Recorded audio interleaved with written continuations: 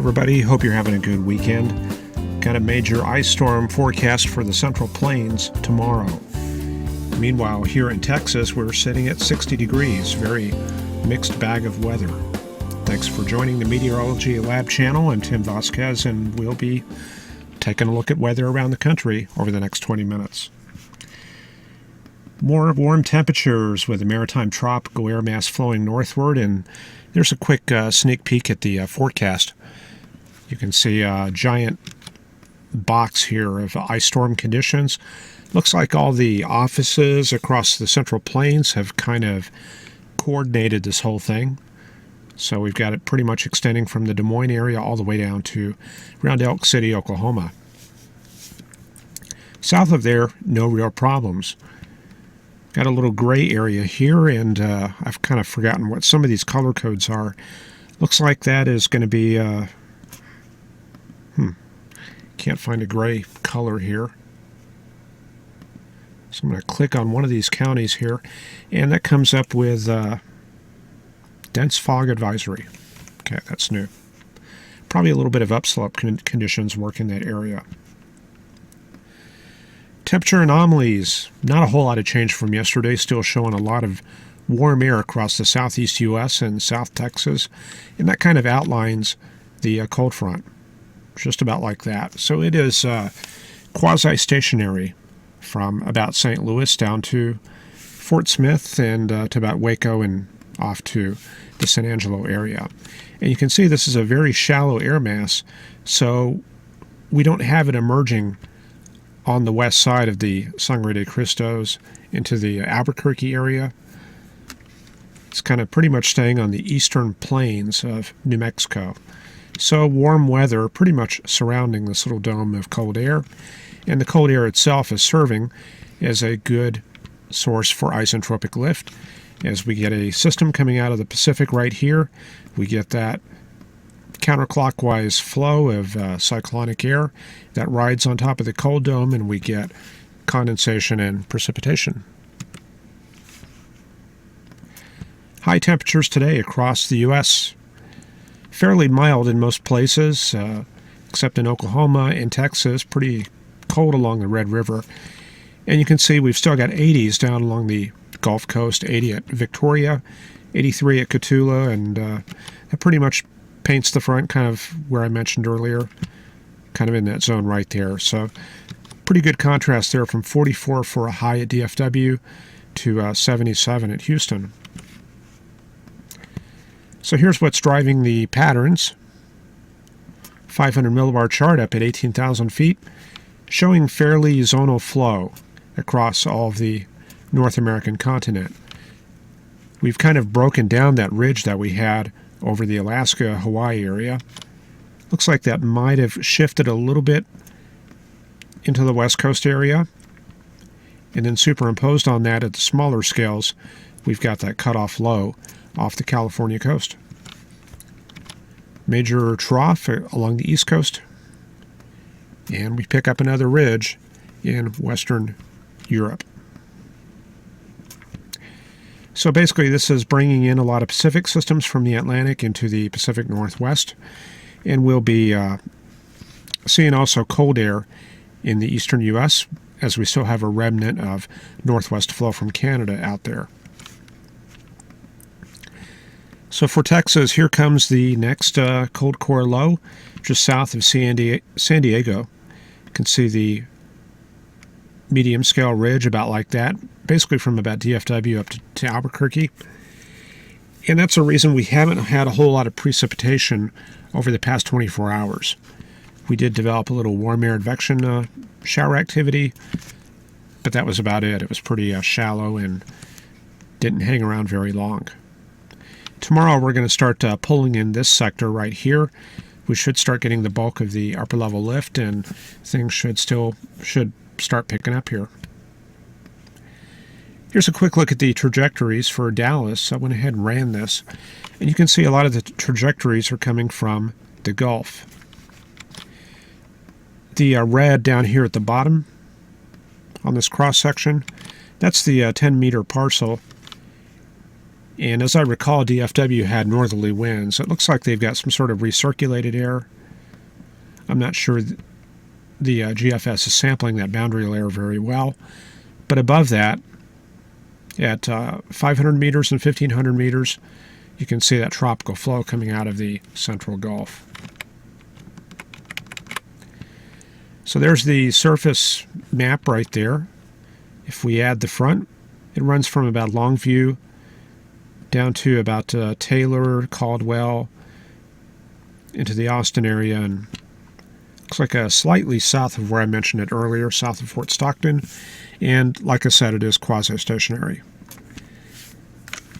So that kind of sets the setup for the isentropic lift we're going to see tomorrow with the approach of the next system. And you can see it right there with those Mexican plots right there, showing counterclockwise flow here, suggesting the surface flow is south of Douglas and Nogales.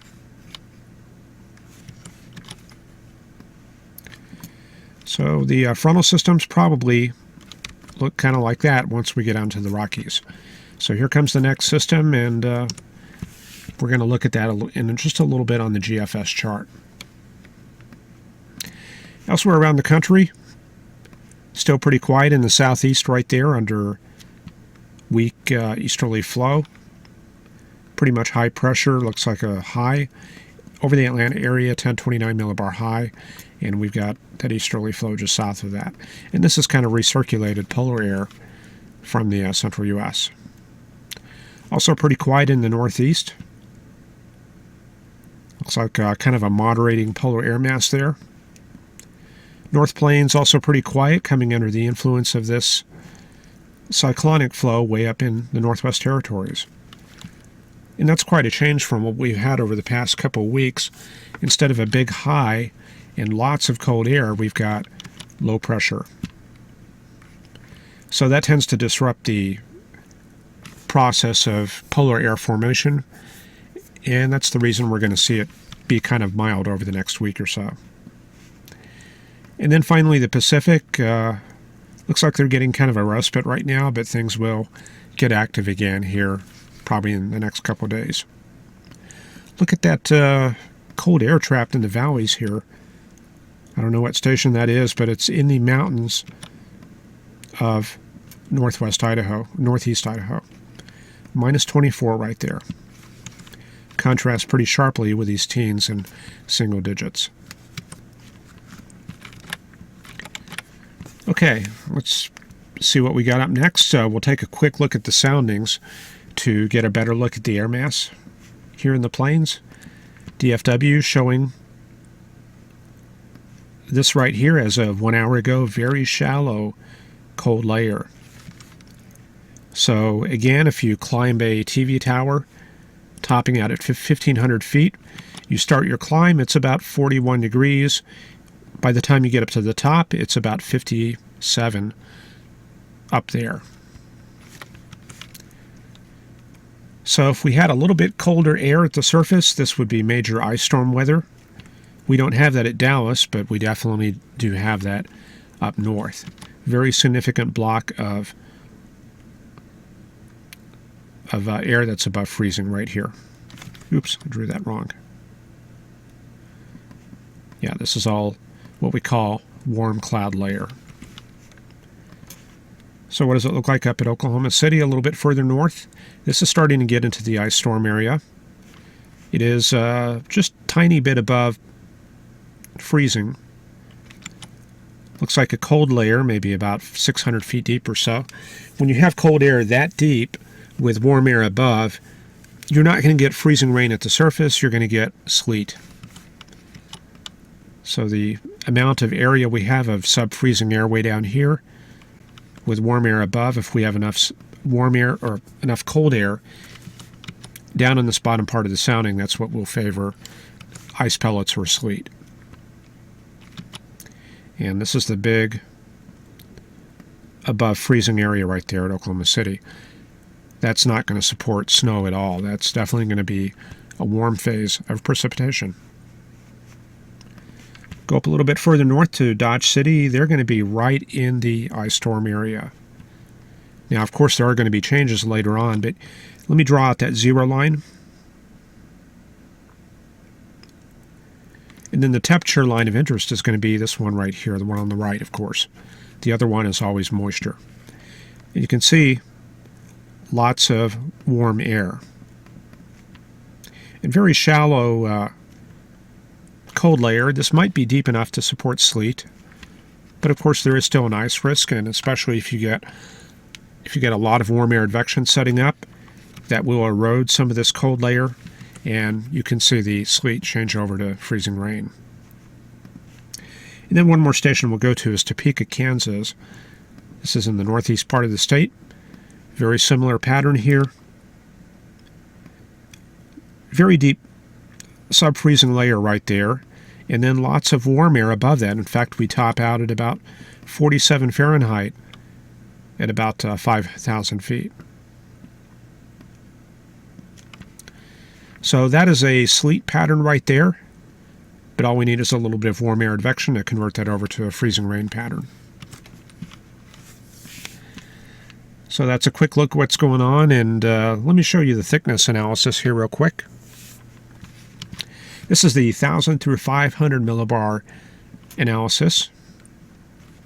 We can see a thickness band through here,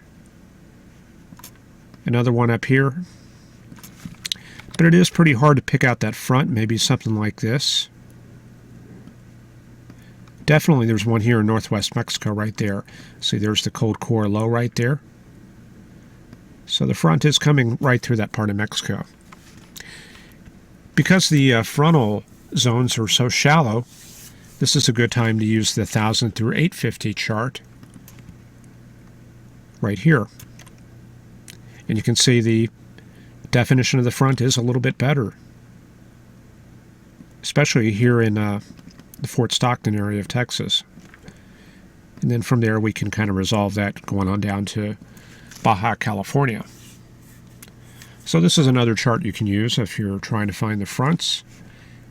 And just as a bonus, here's another one in Alaska. That's the Arctic front right there. So it looks like a large warm sector there over western Canada. And they're coming under the influence of all this Pacific air coming in from the ocean. Okay, yeah, let's look at the dynamics real quick. We'll look at this is heights and vorticity at 500 millibars. We'll see what is coming our way. This is the current chart here. Looks pretty free of disturbances upstream from Oklahoma and Texas. Here's a large area of vorticity, so this is the main disturbance. And what we're going to see over the next 24 hours, we're going to see that coming out of Mexico. And by the time we do the webcast tomorrow, large shortwave in the Midland, San Angelo area. And that'll be tracking to the north. So a lot of destabilization taking place in this area. We should have some, probably a mix of rain with sleet further north and freezing rain. And we'll definitely check that out on the radar and some of the other products. And dual pole, yeah, we should definitely do that and see what that looks like on the added radar products there, such as the differential reflectivity and correlation coefficient. We can do those. So there's that first short wave, and then we can see another one off the Pacific coast. This will be shot number 2 coming in later in the weekend and into Monday and Tuesday. Actually, yeah, Wednesday. It looks like that's when it'll get here, Wednesday to Thursday. Looks like it kind of shears out through here a little bit, but that'll keep things kind of unsettled through about Thursday or Friday. Then after that, look at that. I've got another shot coming in here for next weekend. Another low here. Here's the polar front jet. So that'll be kind of an active pattern, and if we have enough low-level moisture, that'll be pretty decent there for severe weather. but that's a big old if. I haven't looked at the moisture yet. So that'll move on off, and then we get another shot here, getting into an active pattern here over the next few weeks. This is the 25th of January. Pacific just opening wide up and shooting these things our way, and shot number 4 coming in around the 29th. Now we'll call that the 30th, 31st. There it is right there, large trough. And look at that, we're building the northwest flow again. Let me go back and you can see that develop. Things look pretty zonal here. Lots of waves and stuff like that. Now you can see that ridge developing here towards the end of the period, and it broadens out. So we'll be looking for some cold air here maybe the first week of February. I'm saying we'll be looking for that, not necessarily we'll get that. And once again, we'll look at the Canadian chart for our forecast.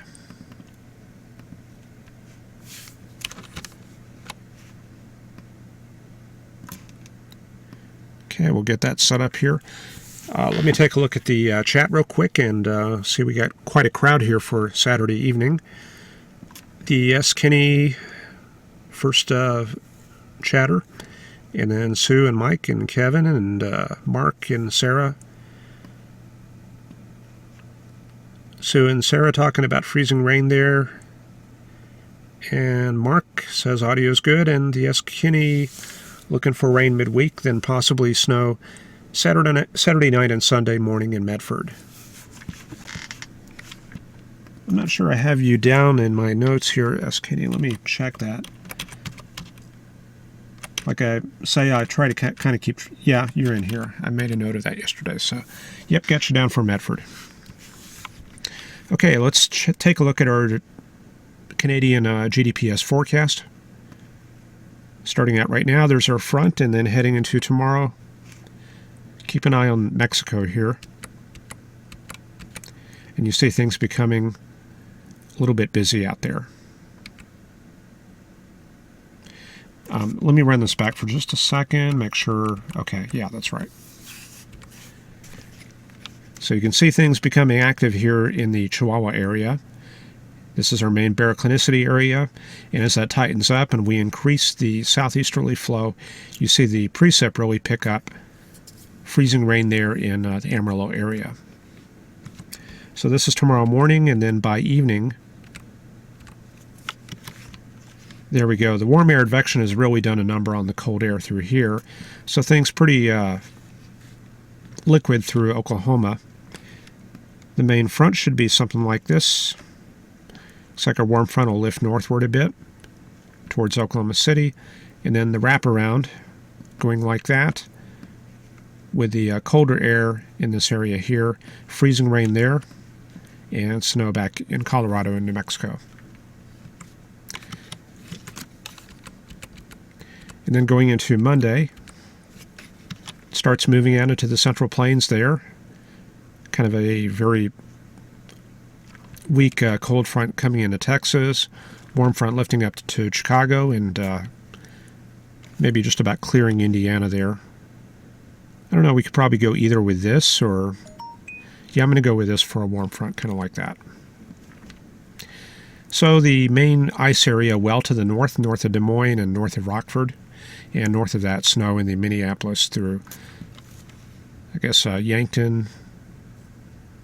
Yeah, I think that's Yankton right there, South Dakota. Okay, pressures are pretty low up to the north, so let me show that to you. So not much cold air is going to be coming down south, just this plateau high here in the Great Basin area. Tuesday's webcast, pretty quiet across the plains, just a little bit of stationary front through the Mississippi, lower Mississippi. So maybe kind of a showery pattern there with the moisture coming northward. For Wednesday, also pretty quiet. Just kind of a weak trough through the central U.S. Probably just a slow warm-up then. Friday also, or Thursday also pretty quiet, except for California and Oregon, they're starting to get busy here. So you can see one big system coming on shore here, the main baroclinicity area in California here. So maybe something like that. So this is going to be Friday morning. Then Friday evening, coming through the Southern California area and affecting Ron out there. And for Saturday, that comes through the Rockies, and we see that emerge out to Texas. Very strong thickness banding through here. But the warm front, I don't know, let's see where that is. Looks like we have a warm front developing kind of in this area in South Texas. But that would imply that there's colder air to the north, and I don't think we have a very good source of cold air later this week. So I'm not too sure about that warm front position. I'm going to have to look at more data to know that for sure. Just going by the patterns, I would probably be expecting something more like that. In any case, a lot of the cold core activity back over the central Rockies like that. And then going into Sunday, deep system in Texas and Oklahoma, and this is a change from what the Canadian model had forecast yesterday. So this is kind of a rarity, the Canadian model coming into line with the GFS forecast. So maybe this is a sign, maybe the Canadian model excels in the short term, but the GFS does a little bit better past 150 to 200 hours. I don't know, we'll have to give that some thought here. Anyway, very strong dry slot through Texas. You see that right there, kicking that cold front eastward. The origin of this air is from the Mexican plateau, so it's probably going to be kind of warm there. And then we'll probably have a little bit of an Arctic front coming through like this. And you see very strong upslope flow in Nebraska and Kansas. So we get a lot of strong precipitation here in the high plains. And where the air mass is colder, that's going to be snow right there, from about Goodland, Denver, up to Rapid City. So then going into next week, looks like just the system kind of pulls out into the Great Lakes area, affecting Indiana there, and then we get to the end of the Canadian model. So we'll just kind of jump on with the GFS here. Let's look at what the GFS had for precip location. It's going a little bit less pessimistic on that ice storm. Looks a little bit lighter up here. Same area as Canada, though, or the Canadian model.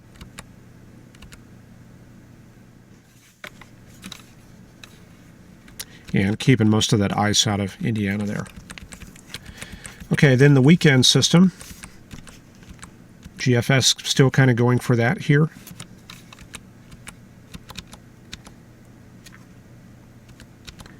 And this warm front position looks a little bit more realistic, I think. It's got it a little bit further north, maybe in this area here. That looks probably more like what we'll have this weekend. This is going to be on Sunday. So basically a pretty good line of showers and storms moving through Arkansas and Louisiana, and then you see that very strong wraparound in Kansas and Nebraska, upslope flow in that area. Looks like it concentrates a little bit further south than the Canadian model that had that up here. This is Monday the 23rd. And we do know that a lot of systems coming in back from behind there in the main baroclinic zone, and here we can see that on the thickness. So probably kind of an active pattern here towards the end of the month. See that a couple systems coming through the area. And then we get to the end of the run, so that's about all I got right there. Okay, I guess I'm about done here. I appreciate you watching, and I guess we're going to have some interesting weather to look at tomorrow. We'll definitely check that out at 8 o'clock tomorrow, and hope we'll see you then. Thanks for joining, and we'll see you tomorrow.